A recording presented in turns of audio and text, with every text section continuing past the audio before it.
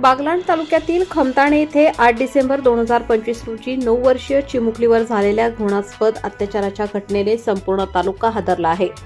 माणुसकीला काळिमा फासणाऱ्या या घटनेचा तीव्र निषेध करण्यासाठी आज ताहराबाद आणि जायखेडा येथील बहुसंख्य नाभिक समाज बांधवांनी एकवटून जायखेडा पोलीस स्टेशन गाठले. समाजाच्या वतीने पोलीस स्टेशनला निवेदन देण्यात आले. यामध्ये या अमानुष कृत्यातील 75 वर्षीय नराधम आरोपी याला लवकरात लवकर फाशीची शिक्षा व्हावी अशी मागणी जोरकसपणे करण्यात आली. निवेदनात नाभिक समाज बांधवांनी प्रशासनाला स्पष्ट इशारा दिला आहे की जर या गंभीर प्रकरणातील आरोपीला तातडीने कठोर शिक्षा झाली नाही तर न्याय मिळेपर्यंत संपूर्ण महाराष्ट्रभर साखळी पद्धतीने तीव्र आंदोलन करण्यात येईल. पीडित चिमुकलीला आणि तिच्या कुटुंबाला न्याय मिळवून देण्यासाठी तसेच आरोपीला कठोरातील कठोर शिक्षा व्हावी यासाठी नाभिक समाजाने घेतलेली ही भूमिका अत्यंत महत्त्वाची आहे. या घटनेवर पोलीस आणि प्रशासनाकडून तातडीने काय पावले उचलली जातात याकडे आता संपूर्ण महाराष्ट्राचे लक्ष लागले आहे. प्रबंधभूमी महाराष्ट्र न्यूजसाठी विभागीय संपादक चेतन दाणीसह विशाल बच्छाव, जायखेडा. खमताणे गावातील 9 वर्षीय चिमुकली जिच्या जीवनाची अजून पुरेशी सुरुवात पण झालेली नव्हती. गेल्या 6 महिन्यापासून तिथल्या एका 75 वर्षीय नराधमाने तिला चॉकलेटचे पैशाचे आमिष दाखवून तिच्या चारित्र्यावर शरीरावर वारंवार हात टाकला, जिला जीवे मारण्याची धमकी दिली, जिचा बालपण तिच्यापासून हिरावून घेण्याचा प्रयत्न केला. अशा या नराधमाला कठोरात कठोर शिक्षा व्हावी, फाशीची शिक्षा व्हावी या मागणीसाठी आज आम्ही तालुक्यातील गावातील जायखेडा गावातील तसेच ताहराबाद गावातील नाभिक समाज बांधव इथे जमलेलो आहे. डोंगराळ्याची घटना झाली, त्याच्यानंतर खमताण्याची घटना झाली.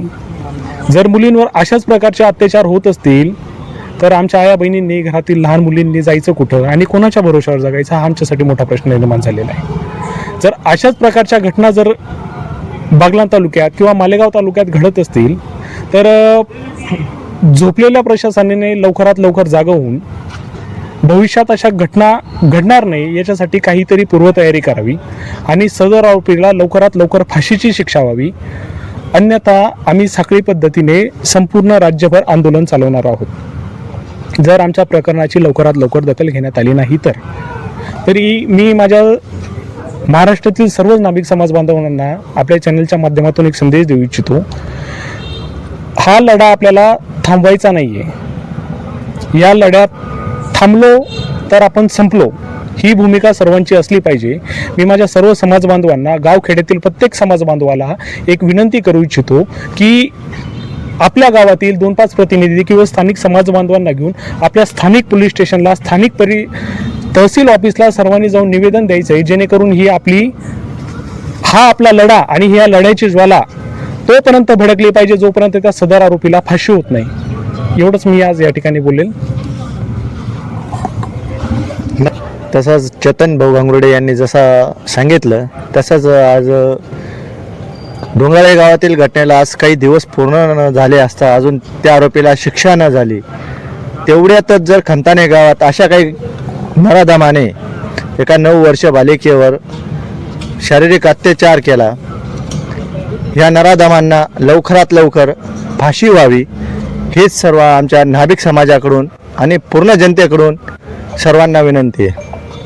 म्हणजे म्हणणं असं आहे तर ती आपली डोंगराळे गावामध्ये ती घटना झाली होती, ती चिमुकलीला पण न्याय भेटलेला नाही आहे. ती चिमुकलीला पण न्याय भेटायला पाहिजे आणि ही जी कन्या होती हिला पण न्याय भेटला पाहिजे हेच माझं संपूर्ण हे म्हणणं आहे. धन्यवाद. नक्कीच आपण अजून प्रतिक्रिया जाणून घेणार आहोत. बोल. नाशिक जिल्ह्याला कायद्याचा बालेकिल्ला म्हटलं जातं. आता कायद्याचा बालेकिल्ला म्हणू का बलात्कारचा बालेकिल्ला म्हणू, तर जिल्ह्यामध्ये, तालुक्यामध्ये, प्रत्येक गावात बघताय तुम्ही की मुली म्हणजे आता शाळेत सुद्धा मुलींना पालकं सोडायला जायला लागले. आता अशी एक अवस्था होऊन गेलेली आहे. तर प्रशासनाने जो आहे कठोरीत कारवाई करायला पाहिजे आणि खूप अशा त्या बलात्कारांना जो आहे फाशीची शिक्षा झालीच पाहिजे.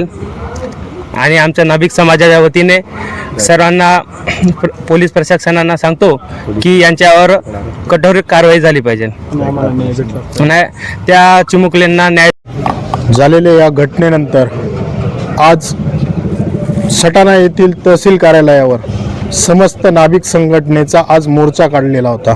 त्यात एकमेव मागणी होती, आरोपीला कठोरात कठोर शिक्षा व्हावी, आरोपीला फाशी द्या, तत्काळ त्याच्यावर गुन्हा दाखल करा.